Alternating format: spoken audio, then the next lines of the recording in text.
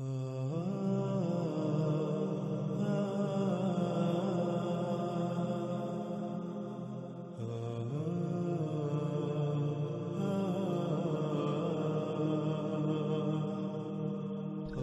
آگے رسول اللہ صلی اللہ علیہ وآلہ وسلم نے کہا اس میں کچھ شک نہیں، اللہ جو ان سب سے اوپر ہے اس یوم یعنی اس مدت میں اس کے ساتھ اس سے مومنین کی حفاظت کرے گا جس کے ساتھ ملائکہ کی حفاظت کرتا ہے تسبیح سے، یعنی صرف وہی لوگ اس مدت میں دجال کے فتنے سے بچیں گے جن کا کردار ملائکہ کا سا ہوگا۔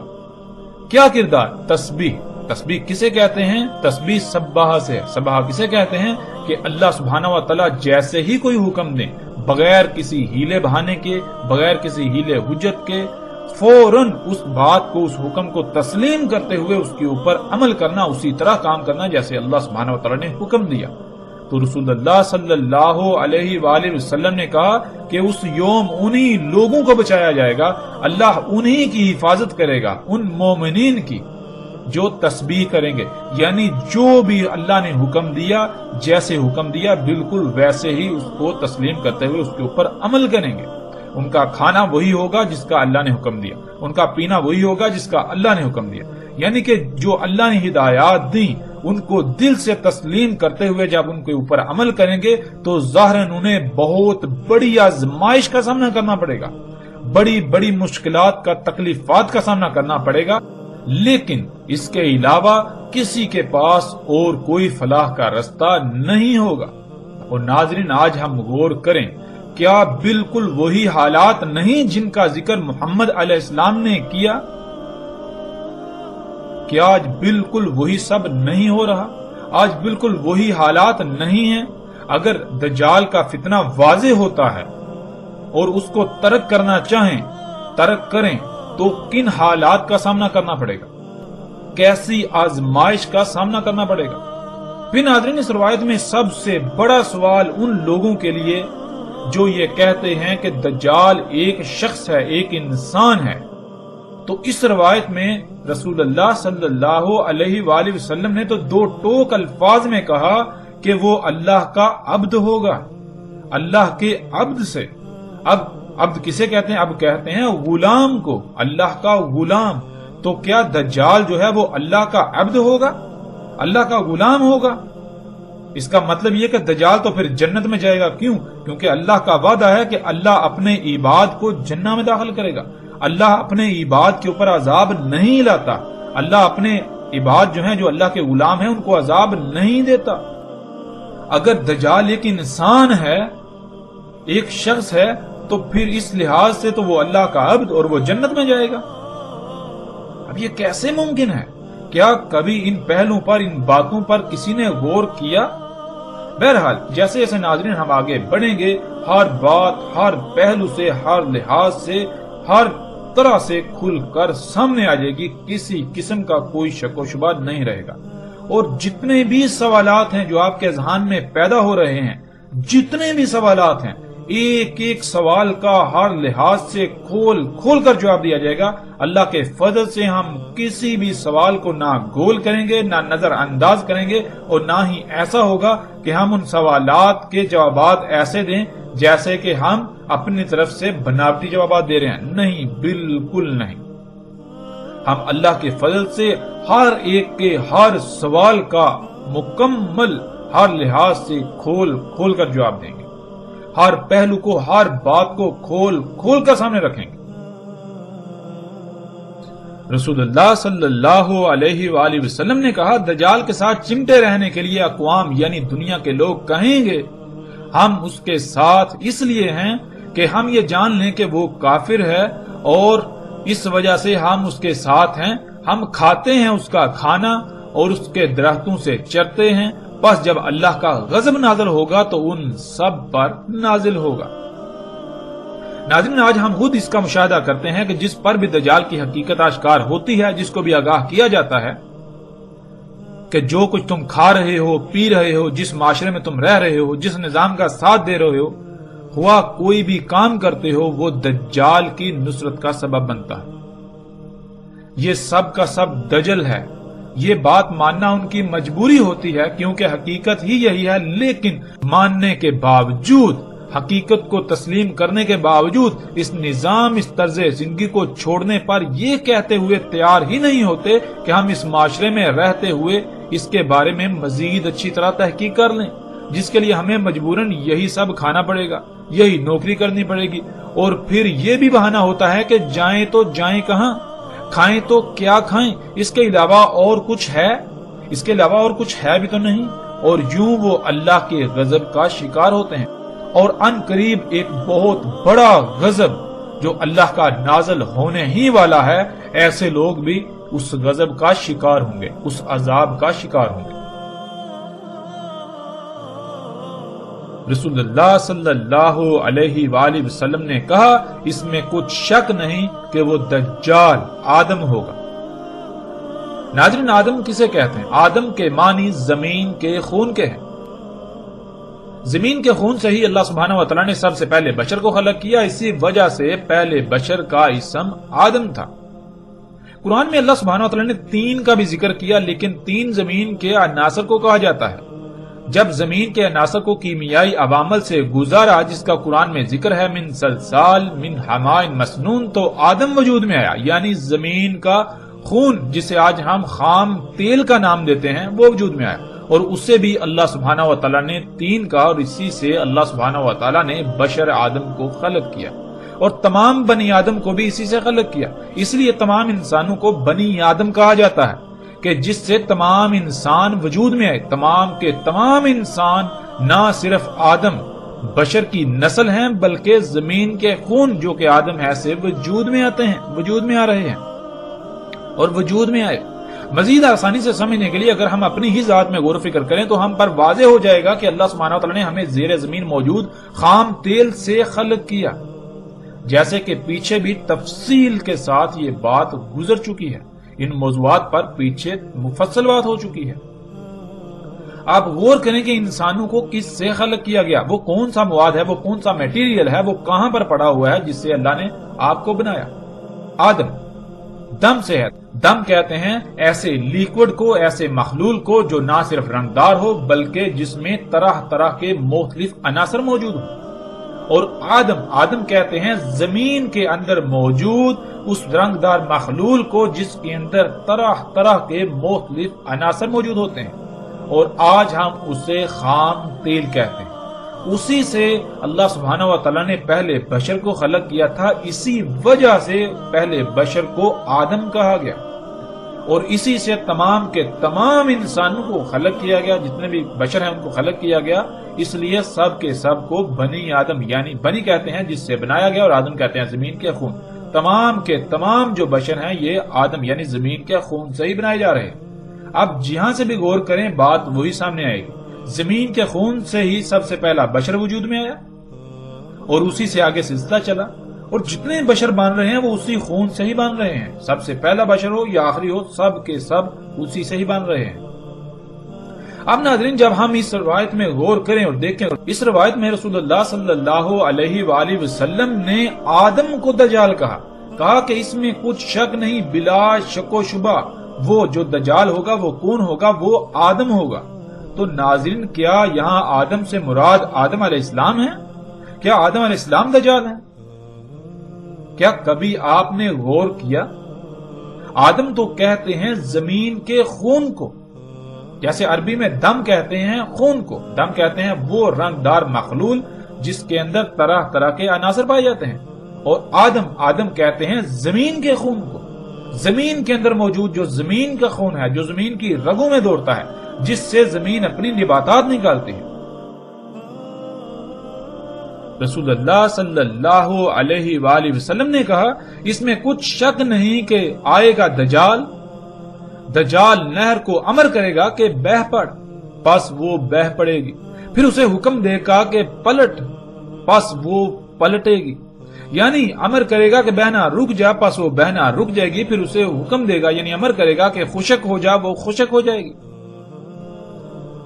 ناظرین، آج یہ تمام کے تمام مناظر ہم اپنی آنکھوں سے دیکھ رہے ہیں کہ ڈیم بنا کر جب چاہے نہروں کو جاری کیا جاتا ہے اور جب چاہے پانی روک کر ان کا بہنا بند کر دیا جاتا ہے، اور چاہے تو یہاں تک کہ وہ خشک ہو جائیں مگر پانی نہ چھوڑا جائے۔ تو ایسا ہی ہوتا ہے اور نہریں خشک پڑی رہتی ہیں۔ اور یہ سب کا سب کیسے ممکن ہوا؟ یہ سب کا سب آج اسی ٹیکنالوجی، انہی ایجادات سے ممکن ہوا۔ جن ڈیموں کو انسان اپنے لیے مسیحا یعنی فائدے مند سمجھتے ہیں کہ ان سے نہری نظام چلتا ہے اور بجلی وغیرہ پیدا ہوتی ہے، جو کہ آج دنیاوی زندگی میں ایک ستون کی حیثیت رکھتی ہے، بنیادی ستون، اور پھر انہی ڈیموں کی وجہ سے سیلابوں سے محفوظ رہتے ہیں، لیکن یہ سوائے دجل یعنی دھوکے کے کچھ بھی نہیں۔ یہ بہت بڑا دجل ہے اور اکثریت اس دجل کا شکار ہے۔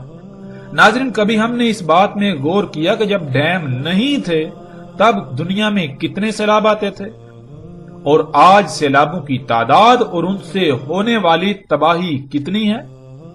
آج ڈیم ہونے کے باوجود جب ڈیم نہیں تھے تو ان کے مقابلے میں، اس وقت کے مقابلے میں کئی گنا زیادہ اور کئی گنا بڑے بڑے تباہ کن سیلاب آتے ہیں اور انتہائی وسیع پیمانے پر تباہی پھیلاتے ہیں، انسانوں کو نقصانات کا سامنا کرنا پڑتا ہے۔ تو کیا یہ ڈیم مسیحا ہے، یہ محض دجل؟ آج ہم ڈیم بنا کر یہ سمجھتے ہیں کہ ہم نے نہری نظام بنا لیا اور یوں بہت سی زمین کاشتکاری کے قابل ہوگی، لیکن کبھی ہم نے یہ سوچا یہی پانی روک کر ہم نے زیر زمین نہ صرف پانی کی سطح کو کم کر دیا بلکہ پوری دنیا کی زمین کو بنجر کر دیا؟ کیا یہ دجل نہیں؟ جن ڈیموں کو انسان اپنے لیے مسیحا سمجھتے ہیں ان سے نہری نظام کے ذریعے اچھی فصل ہوتی ہے، لیکن وہی ان سے لاکھوں نہیں کروڑوں گنا زیادہ فصل تباہ و برباد ہو جاتی ہے، کیونکہ انہی ڈیموں کی وجہ سے زیر زمین پانی کی سطح انتہائی کم ہو کر زمین پھر فصلیں پیدا کرنے کے قابل ہی نہیں رہتی اور نہیں رہی۔ پھر کھادوں کے ذریعے ایسی فصلیں اگائی جاتی ہیں جو دیکھنے میں بہت بڑی لگتی ہیں، لیکن حقیقت میں وہ لا تعداد بیماریوں کا منبع ہوتی ہیں۔ کیا یہ دجل نہیں؟ کبھی آپ نے سوچا ڈیموں کے ذریعے پانی روکنے سے زمین پر اللہ کی کتنی ہی مخلوقات ہیں جو پانی نہ ملنے سے تڑپ تڑپ کر موت کا شکار ہو جاتی ہیں اور دڑا دڑ موت کا شکار ہو رہی ہیں؟ کیا کبھی یہ سوچا؟ کیا کبھی اس پہلو پر غور کیا؟ ان مخلوقات کا آپ کے ساتھ اور باقی کائنات کے نظام کے ساتھ کیا تعلق ہے؟ ان کی ہلاکت سے کائنات میں کیا فساد ہوگا؟ کیا ہلاکتیں آئیں گی؟ کن تکالیف سے باقی مخلوقات کو سامنا کرنا پڑے گا؟ کیا ان باتوں میں کبھی کسی نے غور کیا؟ کیا کبھی آپ نے یہ سوچا کہ یہ زمین جو کہ ایک مشین کی مانند ہے اور اس کی تمام مخلوقات پرزوں کی مانند ہیں، اور جب ہم اس مشین کے لا تعداد پرزوں کو ناکارہ بنا دیں گے تو اس زمین کا حال کیا ہوگا؟ کیا کبھی کسی نے یہ سوچا؟ تو کیا پھر زلزلے نہ آئیں، موسموں میں تباہ کن تبدیلیاں واقع نہ ہوں، سیلاب نہ آئیں، طوفان نہ آئیں، خوراک اور پانی میں کمی واقع نہ ہو، طرح طرح کی بیماریاں نہ آ گریں؟ کیا کبھی کسی نے یہ بات سوچی؟ کیا کبھی کسی نے ان پہلوؤں پر سوچا؟ کبھی غور کیا کہ یہ ہمارے لیے مسیحا ہیں یا پھر ہم صرف اور صرف اس کے دجل کا شکار ہو کر اسی شاخ کو دن رات کاٹنے میں مگن ہیں جس پر ہم خود بیٹھے ہوئے ہیں؟ رسول اللہ صلی اللہ علیہ وآلہ وسلم نے کہا، نکلے گا دجال کوسی سے، اس کو جانا جاتا تھا تم سے پہلے، کہا جائے گا اسے کوسی، کثیرۃ الصباح۔ جواب ملا ہاں، کہا وہیں سے دجال نکلے گا۔ صباح ناظرین کہتے ہیں کھادیں، نباتات اگانے والے اجزاء و عناصر، کیمیکلز وغیرہ، یعنی وہ عناصر، وہ اجزاء جو زمین کو اگانے پر مجبور کرتے ہیں۔ یعنی زمین پر ہم سے پہلے جو قومیں آباد تھیں اور اپنے ہی کرتوتوں کے سبب ہلاک ہوئیں، وہ اس زمین کو کوسی کہتے تھے جس میں کھادیں ڈالی جاتی تھی اور ایسے کیمیکلز، ایسے اجزاء یا ایسے عناصر وغیرہ ڈالے جاتے تھے جن سے فصلیں اگائی جاتی تھی۔ کھادوں کے ڈالنے سے جو فصل اگتی تھی وہ دجال تھا، یعنی ایسی فصل محض دھوکہ ہے۔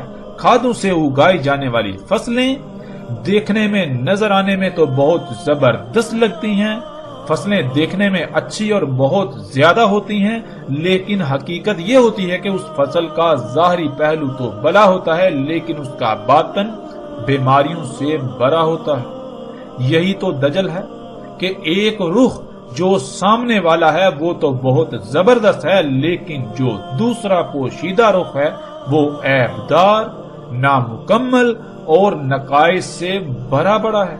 ایسی فصل کا استعمال کرنے والے برکت سے محروم اور طرح طرح کی بیماریوں، خامیوں اور نقائص کا شکار ہوں گے۔ ایسی فصلوں کو کھانے سے لا تعداد مخلوقات اموات کا شکار ہوں گی، ہلاکتوں کا شکار ہوں گی، ان کو نقصانات کا سامنا کرنا پڑے گا، دنیا میں فساد عظیم ہوگا۔ رسول اللہ صلی اللہ علیہ وآلہ وسلم نے کہا، نکلے گا دجال حمار پر، رجسن علی رجس۔ سب سے پہلے دجال کے حمار کو سمجھ لیجئے، اور اسے سمجھنے سے پہلے اللہ کے حمار یعنی گدھے کو سمجھنا ہوگا۔ اللہ سبحانہ و تعالیٰ کا حمار، گدھا، وہ ہے جو اللہ سبحانہ و تعالیٰ نے خلق کیا اور اسے انسان کے لیے خلق کیا تاکہ انسان اس پر سواری کرے اور اپنے سامان کو منتقل کرنے میں آسانی ہو، تجارتی مقاصد کے لیے بھی، مال کی منتقلی کے لیے بھی، مشقت کے لیے بھی استعمال کیا جائے۔ یہ ہے اللہ کا حمار یعنی اللہ کا گدھا۔ اب آتے ہیں دجال کے حمار یعنی دجال کے گدھے کی طرف۔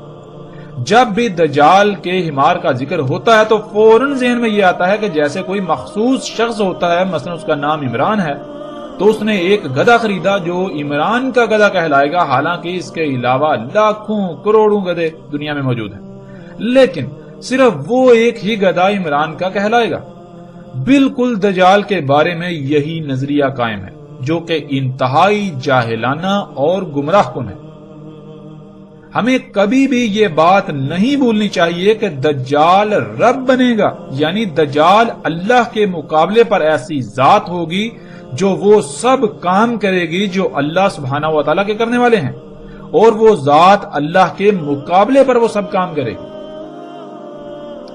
دجال کے حمار یعنی گدھے کا مطلب یہ ہے کہ جس مقصد کے لیے انسان دجال کے نکلنے سے پہلے اپنے اصل رب اللہ سبحانہ و تعالیٰ کا خلق کیا ہوا حمار یعنی گدھا استعمال کرتے تھے، دجال اسی مقصد کے لیے اللہ سبحانہ و تعالیٰ کے خلق کیے ہوئے اس ذریعے یعنی گدھے سے احسن ذریعہ یعنی گدھا خلق کرے گا، اور جو لوگ اللہ کے گدھے کی بجائے دجال کے خلق کیے ہوئے گدھے کو استعمال کریں گے، وہی ان کا دجال کو اپنا رب تسلیم کرنا ہوگا، کیونکہ رب وہی ذات ہوتی ہے جس پر کسی بھی معاملے میں توکل کیا جائے، یعنی کوئی بھی ضرورت پیش آئے تو جس کی خلق کردہ شے کو استعمال کر کے اپنی ضرورت کو پورا کیا جائے وہی رب کہلاتا ہے۔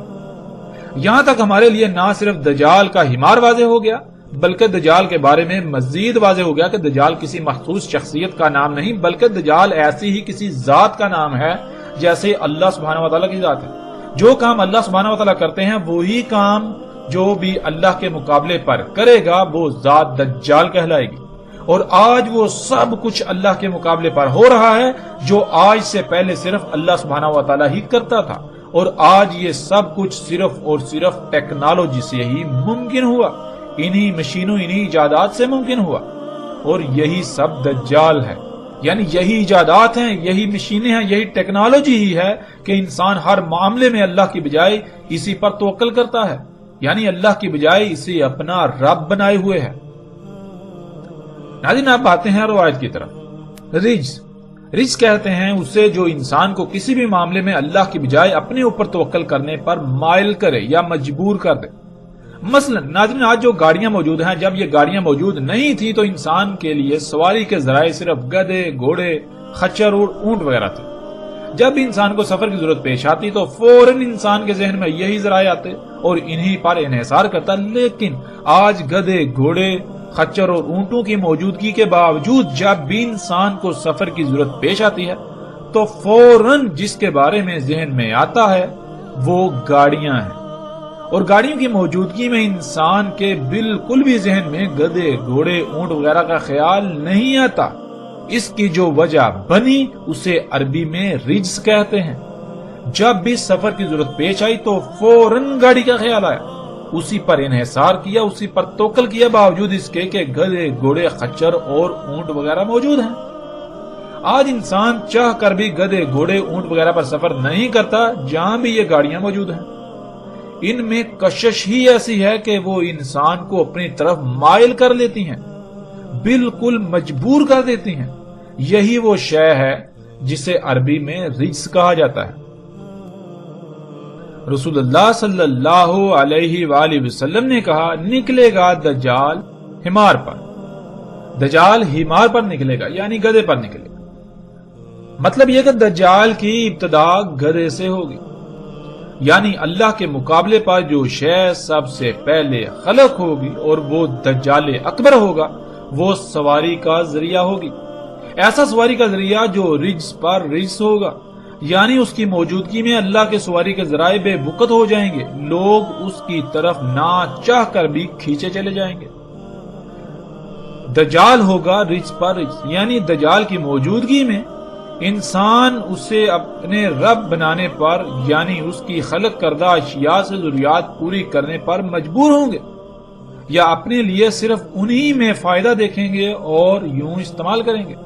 اب آتے ہیں دجال کا حمار ہوگا کیا، کیسا ہوگا، اس کی پہچان کیا ہے، اس سمیت تمام کے تمام سوالات کے جوابات کی طرف۔ رسول اللہ صلی اللہ علیہ وآلہ وسلم نے کہا، اس میں ہوں گی 3 علامات، یعنی جن سے دجال کو پہچانا جا سکے گا۔ وہ اول ہوگا، یعنی جو بھی کام کرے گا، جو بھی خلق کرے گا، جو بھی خلق ہوگی، وہ ضرور کسی نہ کسی لحاظ سے عیبدار، خامیوں نقائص والا ہوگا، خامیوں نقائص والی ہوگی، ایک پہلو سے مکمل، دوسرے پہلو سے یکسر نامکمل ہوگی۔ تمہارا رب اول نہیں ہے، یعنی جو شے بھی عیبدار ہو وہ تمہارے رب اللہ سبحانہ و تعالیٰ کی نہیں ہوگی، کیونکہ اللہ کے لیے ہے ہی حمد۔ اللہ سبحان ہے، اللہ جو کچھ بھی خلق کرتا ہے وہ عیوب سے، نقائص سے پاک ہوتی ہے۔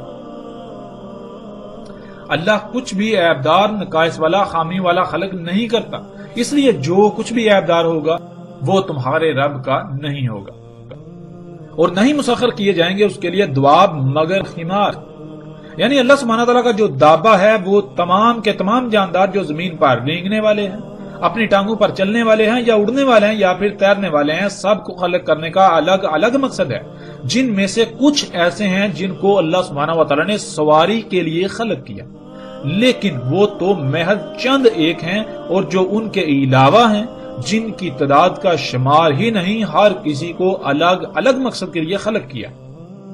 اور دجال کے لیے دواب میں سے صرف حمار یعنی سواری کا ذریعہ مسخر کیا گیا، یعنی وہ جتنا بھی دابہ خلق کرے گا، اور دابہ کہتے ہیں حرکت کرنے والی مخلوقات کو، خواہ وہ رینگ کر حرکت کریں، چل کر کریں، اڑ کر کریں، یا پھر تیر کر کریں، وہ جتنا بھی دابہ خلق کرے گا اس کا مقصد سواری کرنا یا مشقت کرنا ہوگا، یعنی وہ مقصد ہوگا جس مقصد کے لیے اللہ سبحانہ و تعالیٰ نے گدھے کو خلق کیا۔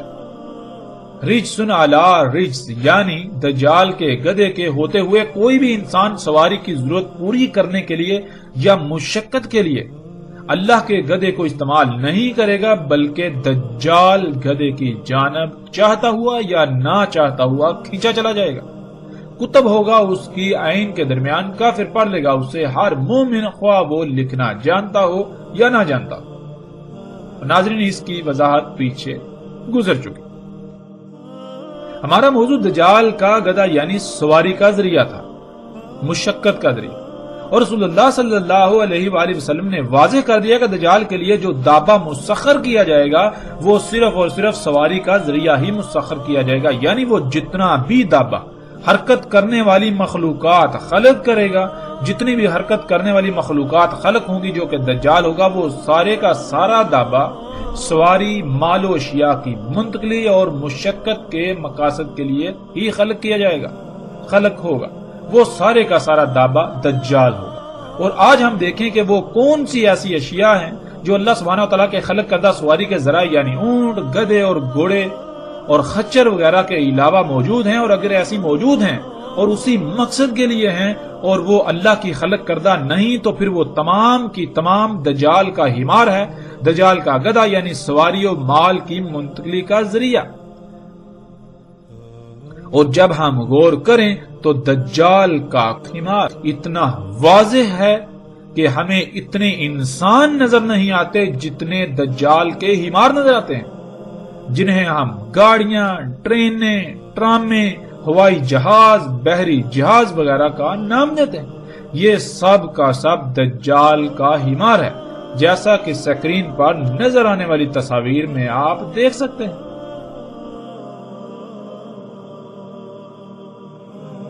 رسول اللہ صلی اللہ علیہ وآلہ وسلم نے کہا، جان لو اس میں کچھ شک نہیں، دجال ہوگا۔ اس کی لمبائی 40 گز ہوگی پہلے گز سے، اس کے نیچے ہوگی بوجھ اٹھا کر چلنے والی چاند جیسی سواری۔ جیسے چاند زمین کے گرد گھومتا ہے، اسی طرح دجال کا گدھا یعنی بوجھ اٹھا کر چلنے والی سواری بھی زمین کے گرد فضا میں سفر کرے گی۔ لمبے ہوں گے اس کے سب کان، اس کے کانوں سے 30 گز۔ اس کے گدھے کے ایک کھر سے دوسرے کھر کے درمیان جو فاصلہ ہوگا وہ دن اور رات کا فاصلہ ہوگا۔ زمین اس کے لیے سکیڑ یعنی لپیٹ دی جائے گی، یعنی سالوں کا سفر دنوں، گھنٹوں اور منٹوں میں طے کرے گا، انتہائی تیز رفتاری سے۔ اپنے ید یعنی اپنی قوت سے بادلوں کو چھوئے گا، ان سے اوپر نکل جائے گا اور سورج پر سبقت لے جائے گا اس کے چھپنے کی طرف۔ اس کے آگے دھوئیں کا پہاڑ اور پیچھے سرسبز پہاڑ ہوگا۔ چیخے گا آواز کے ساتھ، اس کی آواز کو سن لیں گے جو بھی اس کے پروں کے ساتھ زمین سے اڑنے کے مقام سے لے کر واپس زمین پر نیچے اترنے کے مقام کے درمیان آئیں گے، یعنی ٹیک آف سے لینڈنگ تک کے درمیان آنے والے سب لوگ اس کی چیخنے کی آواز کو سنیں گے۔ ناظرین، یہ واحد ہوائی جہاز ہی ایسی شے ہے جس میں یہ تمام کی تمام خصوصیات پائی جاتی ہیں۔ ذرا تصور کریں کہ جب ان چیزوں کا کوئی تصور تک بھی نہیں کیا جا سکتا تھا، اگر اس وقت کسی نے ان اشیاء کے بارے میں بتانا ہوتا تو کیسے الفاظ میں بتایا جاتا؟ یقیناً ان الفاظ سے بہتر اور کوئی الفاظ نہیں ہو سکتے، اس لیے ان الفاظ کا اگر کوئی مصداق ہے تو یہی موجودہ ہوائی جہاز ہیں، اور اگر یہ نہیں تو پھر ایسا کچھ بھی نہیں آئے گا، یہاں تک کہ ساتھ بھی قائم ہو جائے گی۔ یہ جہاز ہی ہیں جن کے کانوں کی لمبائی اتنی ہی ہوتی ہے۔ اس روایت کے علاوہ مختلف روایات میں کانوں کی لمبائی بھی مختلف آئی ہے، کہیں پر 70 گز تو کہیں پر 40، کہیں ان سے بھی کم یا زیادہ کا ذکر ہوا۔ جیسے انسان کے کان کو دیکھا جائے تو ان کی باہر کو نکلی ہوئی لمبائی چند سینٹی میٹر ہوتی ہے، بالکل اسی طرح دجال کے گدھے کے کان، جنہیں پر بھی کہتے ہیں، جہاں سے وہ شروع ہوتے ہیں اور ان کے آخری سرے تک اتنی ہی لمبائی بنتی ہے۔ یہ ہوائی جہاز ہی ہیں جو زمین کے گرد اسی طرح گھومتے ہوئے سفر کرتے ہیں فضا میں جیسے چاند زمین کے گرد گھومتا ہے۔ یہ ہوائی جہاز ہی ہے کہ جب سفر کرتا ہے تو اتنی تیز رفتاری سے سفر کرتا ہے کہ گویا اس کے لیے زمین سکیڑ دی گئی، اور اس کے علاوہ بھی جتنے بھی دجال کے سواری کے ذرائع ہیں ان سب کے لیے زمین سکیڑ دی جاتی ہے، زمین سکڑ جاتی ہے، یعنی ان کی رفتار اتنی تیز ہوتی ہے کہ بہت کم وقت میں بہت زیادہ فاصلہ طے کر لیتے ہیں۔ یہ ہوائی جہاز ہی ہے کہ اس کے ایک کھر یعنی جہاں سے وہ اوپر اڑتا ہے وہاں سے لے کر دوسرے کھر تک، یعنی جہاں وہ واپس نیچے زمین پر اترتا ہے تو دن اور رات کا فاصلہ ہوتا ہے۔ جیسے کوئی جہاز جاپان سے اڑ کر امریکہ جاتا ہے تو اس کے ایک کھر سے دوسرے کھر کے درمیان دن اور رات کا فاصلہ ہوتا ہے۔ اسی طرح درجنوں روٹس ایسے ہیں کہ جب دجال کا گدھا قدم اٹھاتا ہے تو وہ واپس زمین پر قدم تب رکھتا ہے کہ درمیان میں دن رات گزر جاتا ہے۔ ناظرین، یہی جہاز ہی ہے جو اپنی قوت کے ساتھ نہ صرف بادلوں کو چھوتا ہے بلکہ ان سے اوپر نکل جاتا ہے۔ ناظرین، یہ جہاز ہی ہے جب یہ اڑتا ہے تو اس کے سامنے غیر معمولی مقدار میں دخان یعنی طرح طرح کی گیسیں ہوتی ہیں، اس کے پیچھے سرسبز پہاڑ ہوتے ہیں، یعنی زمین کے جو سرسبز پہاڑ ہیں وہ اس کے پیچھے ہوتے ہیں اور بادلوں کے پہاڑ اس کے آگے ہوتے ہیں۔ اور آج موجودہ دور میں بہت بڑی مقدار میں فیکٹریوں اور گاڑیوں وغیرہ سے خارج ہونے والے طرح طرح کے زہریلی دھوئیں سے آسمان یعنی فضا بھر چکی ہے۔ یوں سامنے نہ صرف بادلوں کا پہاڑ جو بالکل دھوئیں کی طرح نظر آتا ہے وہ ہوتا ہے، بلکہ سامنے حقیقی دھوئیں کا پہاڑ ہوتا ہے، یعنی غیر معمولی مقدار میں دخان ہوتا ہے، طرح طرح کی زہریلی گیسیں ہوتی ہیں یا طرح طرح کی مختلف گیسیں ہوتی ہیں غیر معمولی مقدار میں۔ تو ناظرین یہ جہاز ہی ہے جو مسلسل زوردار اور گرجدار آواز میں چیختا ہے، اور اس کے اڑنے کے مقام سے لے کر واپس نیچے اترنے تک کے درمیان سب لوگ اس کی گرجدار آواز کو سن لیتے ہیں، اور سکرین پر نظر آنے والی تصاویر میں آپ ایک ایک منظر کو اپنی آنکھوں سے دیکھ سکتے ہیں۔ رسول اللہ صلی اللہ علیہ وآلہ وسلم نے کہا، سمندر میں تیرے گا تو سمندر اس کے ٹخنوں تک ہوگا۔ ناظرین یہ مناظر بھی آپ اپنی آنکھوں سے دیکھ سکتے ہیں۔ یہ دجال کا حمار جو بڑے بڑے سمندری جہاز ہیں، بحری جہاز، جب یہ سمندر میں داخل ہوتے ہیں، سمندر میں تیرتے ہیں تو پانی بالکل ان کو ایسے ہوتا ہے جیسے کہ آپ کسی چھوٹی سی پانی کی نالی میں داخل ہو جائیں تو پانی آپ کے ٹہنوں تک ہو۔ پھر آگے رسول اللہ صلی اللہ علیہ وآلہ وسلم نے کہا، پکارے گا آواز کے ساتھ، اس کی آواز سنیں گے جو اس کے اڑنے سے لے کر واپس نیچے زمین پر اترنے کے درمیان ہوں گے۔ کہے گا، اے میرے مشن میں میرے معاونین، اے میرے مشن میں میرے معاونین، میری طرف کھینچے چلے آؤ، میری طرف کھینچے چلے آؤ، پس میں ہی ہوں وہ جس نے تمہیں خلق کیا، پس تمہاری جو ضروریات تھیں وہ سب خلق کیا، اور میں ہی ہوں جس نے قدر میں کر دی رہنمائی، یعنی تم دنیا میں کس مقصد کے لیے ہو، تمہیں کس مقصد کے لیے خلق کیا گیا اور وہ مقصد کیسے پورا ہوگا۔ وہ میں ہی ہوں جس نے تم پر وہ مقصد واضح کیا، اور میں تمہارا رب ہوں، سب سے اوپر والا۔ ناظرین یہی جہاز جب اڑتا ہے تو اڑنے سے لے کر واپس نیچے زمین پر اترنے کے درمیان ہر سٹاپ پر آواز لگاتا ہے، اعلانات کیے جاتے ہیں، فلاں وقت روانگی ہے، گیٹ کھل گیا، جہاز میں سوار ہو جائیے، وغیرہ وغیرہ۔ اور اس کے اڑنے سے لے کر نیچے اترنے تک نہ صرف اس کے اندر موجود سب لوگ اس کی آوازیں سنتے ہیں، بلکہ جب یہ سفر کر رہا ہوتا ہے تو اتنی اونچی گرجدار آواز پیدا کرتا ہے کہ سب کے سب لوگ جو بھی اس کے اڑنے سے لے کر واپس اترنے کے درمیان آتے ہیں وہ سب ہی اس کی گرجدار آواز کو سنتے ہیں اور اس کی طرف متوجہ ہو جاتے ہیں۔ یہی ٹیکنالوجی، یہی ایجادات ہیں جو آج سب کچھ خلق کر رہی ہیں، جن سے آج سب کچھ خلق ہو رہا ہے۔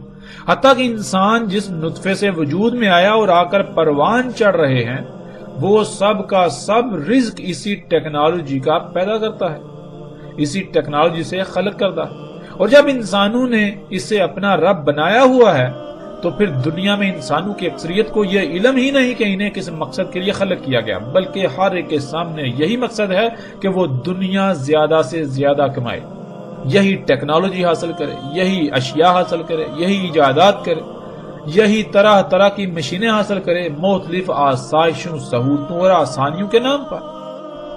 یوں محمد رسول اللہ صلی اللہ علیہ وآلہ وسلم نے ایک ایک لفظ سچ کہا جو آج ہماری آنکھوں کے سامنے ہے۔ اے اللہ کے نبی محمد رسول اللہ صلی اللہ علیہ وآلہ وسلم، آپ نے بالکل سچ کہا تھا، آپ نے بالکل سچ کہا تھا، آپ نے بالکل سچ کہا تھا۔ رسول اللہ صلی اللہ علیہ وآلہ وسلم نے کہا، دجال کے گدھے کے کانوں کے درمیان 40 گدھ ہوں گے اور اس کے گدھے کا روٹ ہوگا 3 یوم کا فاصلہ۔ سمندر میں داخل ہوگا اپنی سامان اٹھا کر سفر کرنے والی سواری پر۔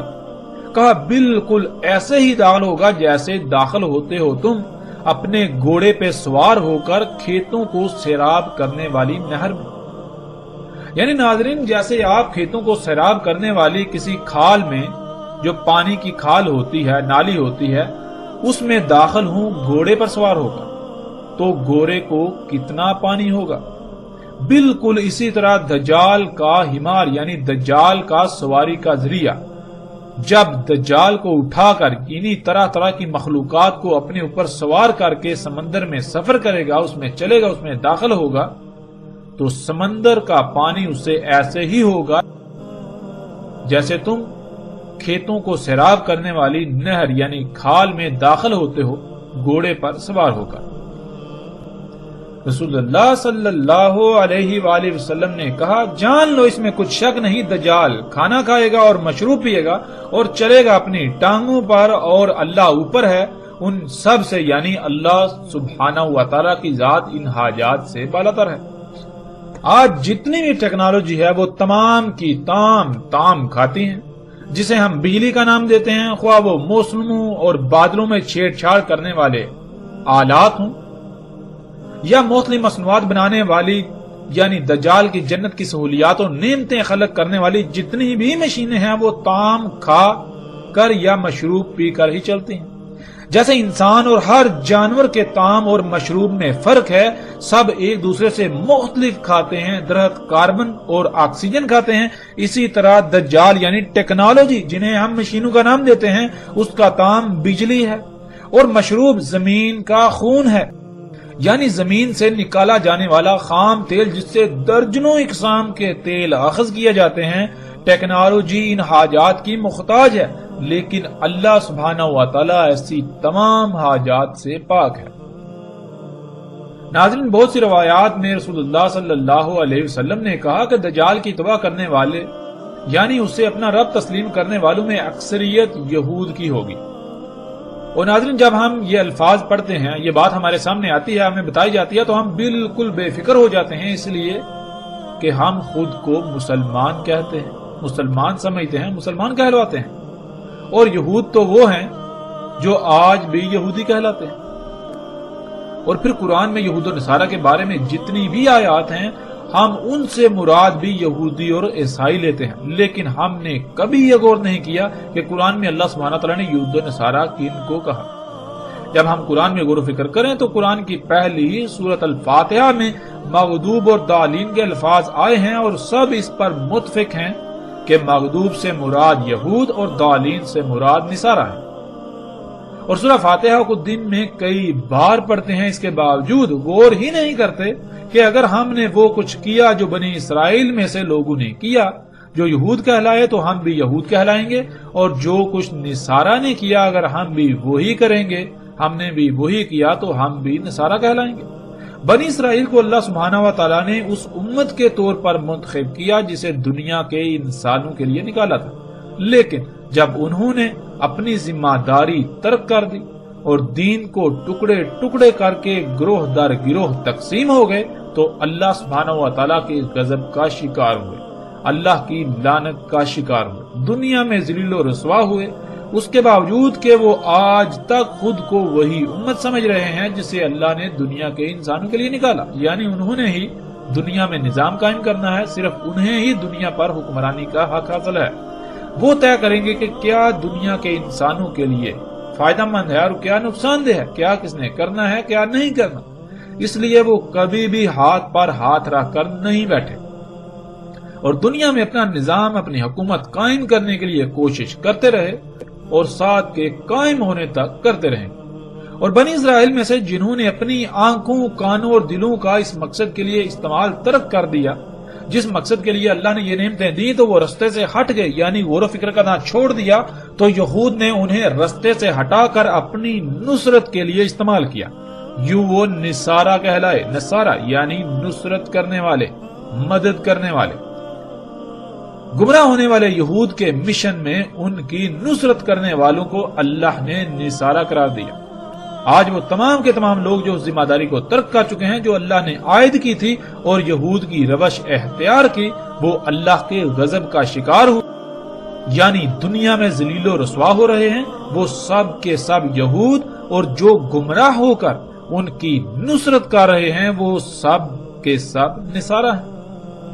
آج کے یہود کی بالکل آسان پہچان یہ ہے کہ جو لوگ بنی اسرائیل میں سے جن پر اللہ نے غضب کیا ان کی روش اختیار کیے ہوئے ہیں اور اس کے باوجود وہ خود کو امت محمد قرار دیتے ہیں، وہ یہود اور جو گمراہی کا شکار ہیں یوں وہ ان کی نصرت کر رہے ہیں یا نصرت کا سبب بن رہے ہیں، وہ سب کے سب نصارہ ہیں۔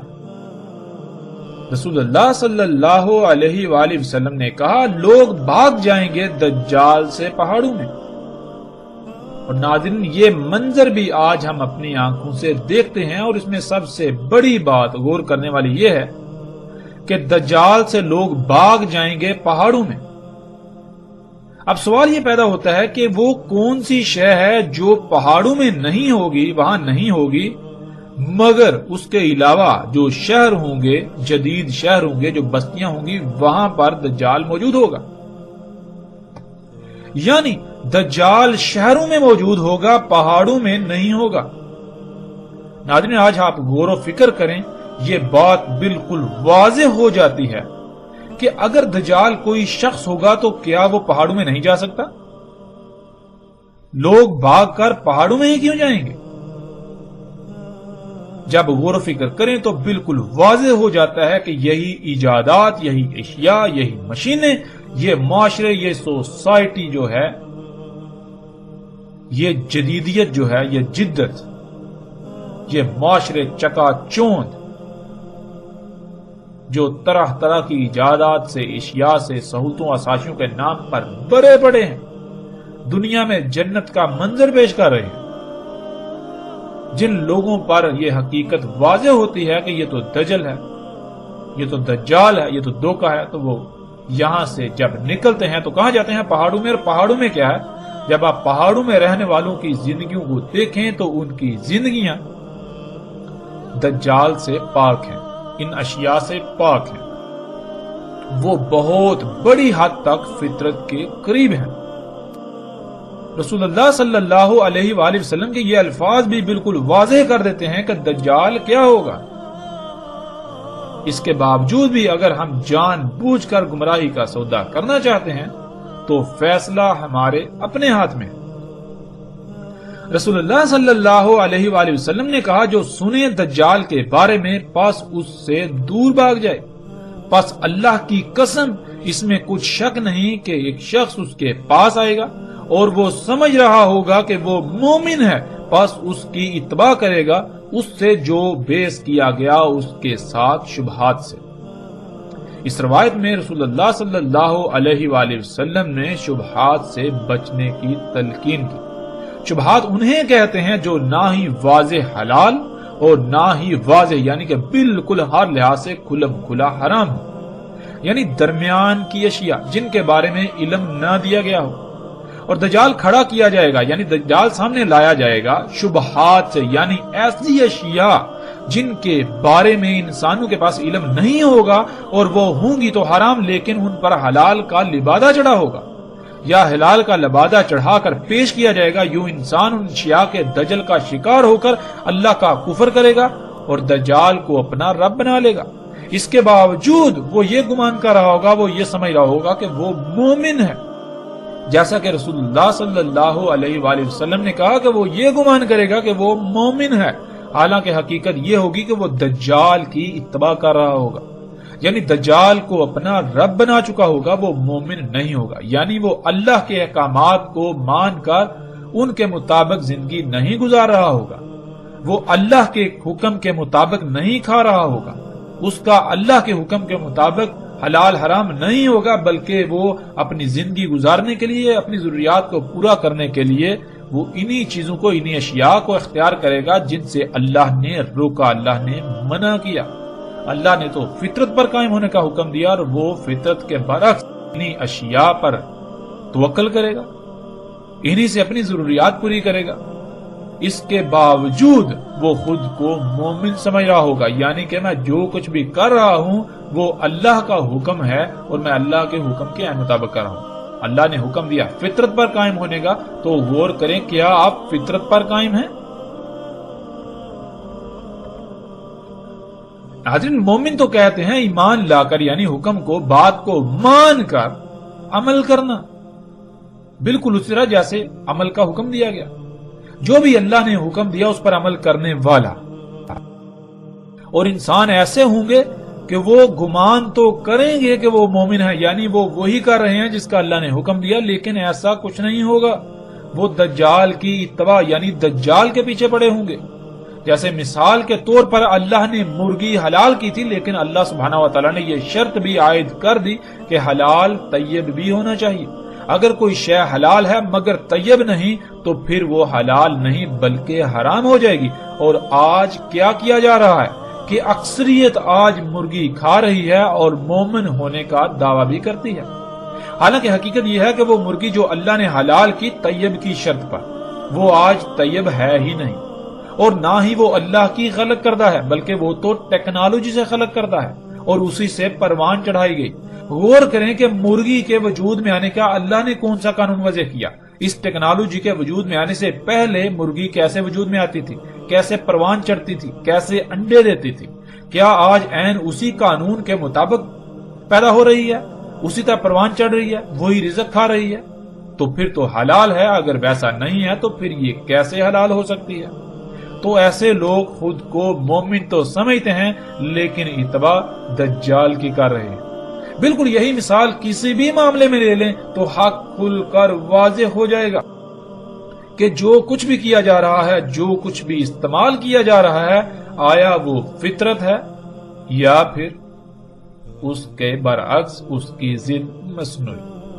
آیا اس کا خالق اللہ ہے یا پھر کوئی اور؟ یا پھر اس کی تخلیق میں اللہ کے ساتھ اوروں کو بھی شریک کیا گیا؟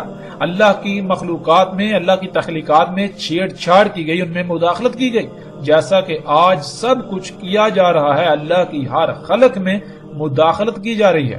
جسے شرک اکبر کہا گیا وہ شرک کسی کو نظر آ ہی نہیں رہا، جسے فساد کہا گیا وہ کسی کو نظر آ ہی نہیں رہا. اور ان سب کی وجوہات کیا ہیں یا پھر اس کی سب سے بڑی وجہ کیا ہے؟ اب ناظرین آگے وہ وجہ سامنے آئے گی کہ ایسا کیوں ہوا، کیوں لوگوں نے، انسانوں کی اکثریت نے دجال کو اپنا رب بنا لیا، کیوں دنیا آج اس حالت کو پہنچی، کیوں دنیا کی آج ہر مخلوق فساد زدہ ہو چکی ہے، ہر شے عیب دار ہو چکی ہے. اس کی اصل اور بنیادی وجہ کیا ہے؟ آگے اس پر بات ہوگی.